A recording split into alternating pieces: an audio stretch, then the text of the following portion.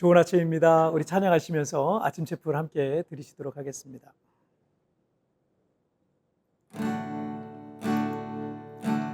주여 진실하게 하소서.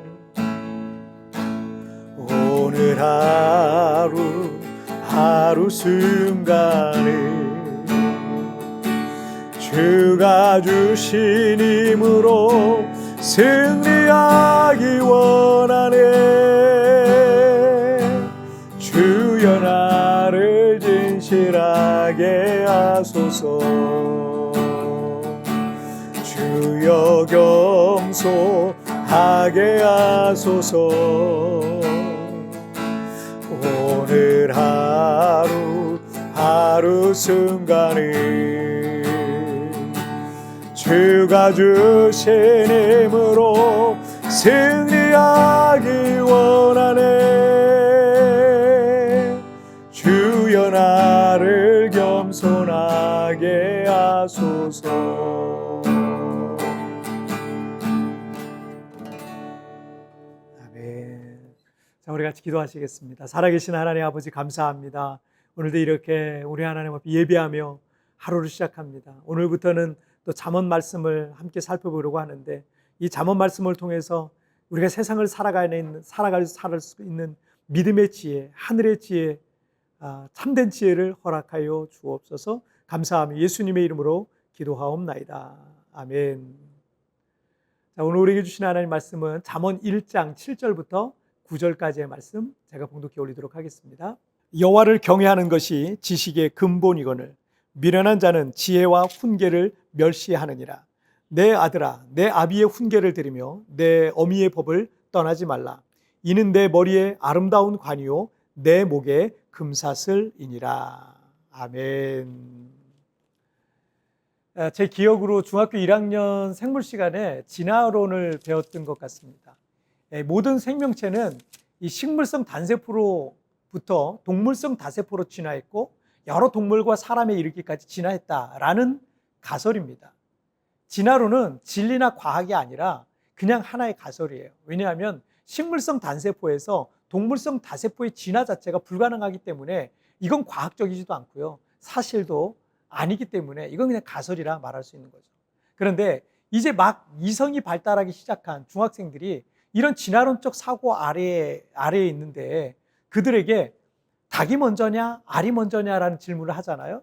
그러면 그 질문은 절대 답할 수 없는 미궁 속으로 빠질 수밖에 없는 겁니다. 닭이 여러 개의 알들을 낳았는데 그 중에 한 개의 알에서 독특한 진화가 나타나서 독수리가 된 것일 수도 있다라고 생각하면 알이 먼저인 것 같기도 하고, 닭으로 살던 어떤 닭에게 어느 날부터 날개가 커지고 강해지더니 독수리로 진화했다라고 생각하면 그것도 맞는 말인 것 같으니까, 중학교 1학년 학생들에게 진화론적 사고를 갖고 있는 이 학생들이 이 질문에 대한 답은요, 너무너무 어려운 거예요. 닭이 먼저인지 알이 먼저인지 모르겠는 거죠. 그런데 우리는 살아계신 하나님을 믿고 하나님의 말씀인 성경을 믿고 있습니다. 때문에 닭이 먼저냐 알이 먼저냐라는 질문에 대한 답은요, 전혀 어려운 문제가 아닙니다. 창세기 1장 25절을 보시면 하나님이 땅의 짐승을 그 종류대로, 가축을 그 종류대로, 땅에 기는 모든 것을 그 종류대로 만드시니 하나님이 보시기에 좋았더라. 이 말씀을 보시면 하나님께서 닭을 만드셨고 그 닭이 알을 낳았기 때문에 닭이 먼저지 알이 먼저일 수가 없는 겁니다. 하나님께서는 각기 그 종류대로, 닭은 닭대로, 독수리는 독수리대로 이렇게 만드셨다라는 거죠. 이처럼 하나님께로부터 또는 성경으로부터 시작하면 모든 것은 비로소 질서를 잡고 답을 알 수 있게 됩니다. 하지만 하나님께로부터 시작되지 않으면 우리는 혼란에 빠질 수밖에 없는 겁니다.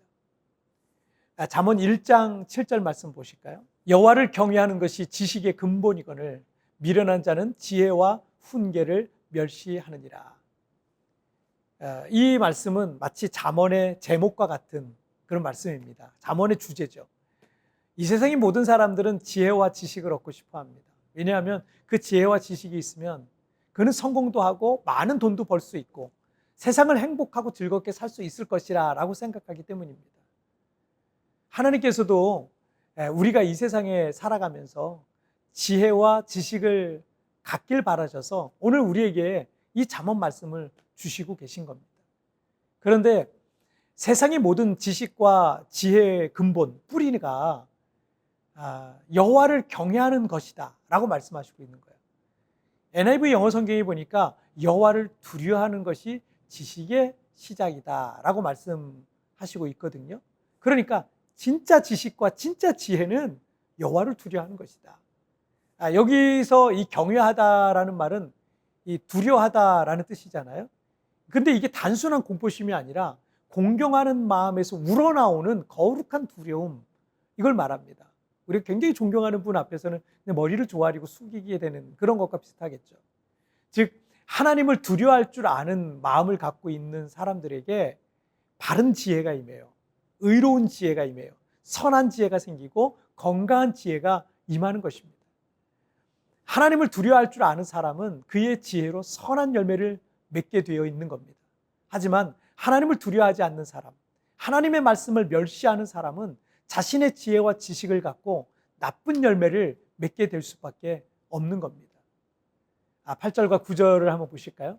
내 아들아, 내 아비의 훈계를 들으며 내 어미의 법을 떠나지 말라. 이는 내 머리에 아름다운 관이요 내 목에 금 사슬이니라. 세상에 어떤 부모님이 자식이 악마와 악당처럼 못된 사람으로 살아가길 바라겠습니까? 바르고 건강하고 멋진 사람이 되길 바라지 않겠습니까? 이 아비와 어미의 훈계를 잘 듣는 사람은 결국 이 세상에서도 멋지고 아름다운 삶을 살게 된다라는 거죠. 내 머리에 아름다운 관이라는 것은 명예를 말하고요. 내 목에 금사슬은 부귀를 말하고 있습니다. 부모님을 공경하고 하나님을 두려워할 줄 알고 하나님의 말씀을 가까이 하는 사람들은 세상에서도 여러분 잘 될 겁니다.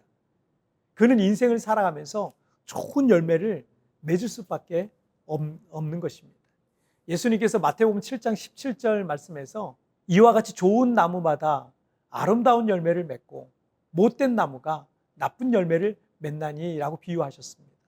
나무가 무엇이냐에 따라서 그 열매가 결정되는 것입니다. 좋은 나무가 아름다운 열매를 맺고 못된 나무가 나쁜 열매를 맺게 되어 있다라는 말씀이죠. 우리가 하나님을 두려워할 줄 아는 삶을 살고 하나님의 말씀대로 살려고 하는데 어찌 못된 열매를 맺겠습니까? 하나님을 사랑하고 그분의 말씀대로 살아보십시오. 반드시 선하고 아름다운 인생의 열매를 여러분 안에 가득 맺게 될 것입니다.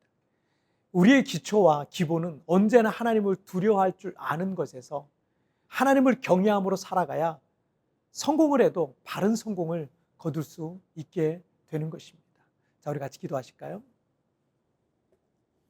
살아계신 하나님 아버지 감사합니다.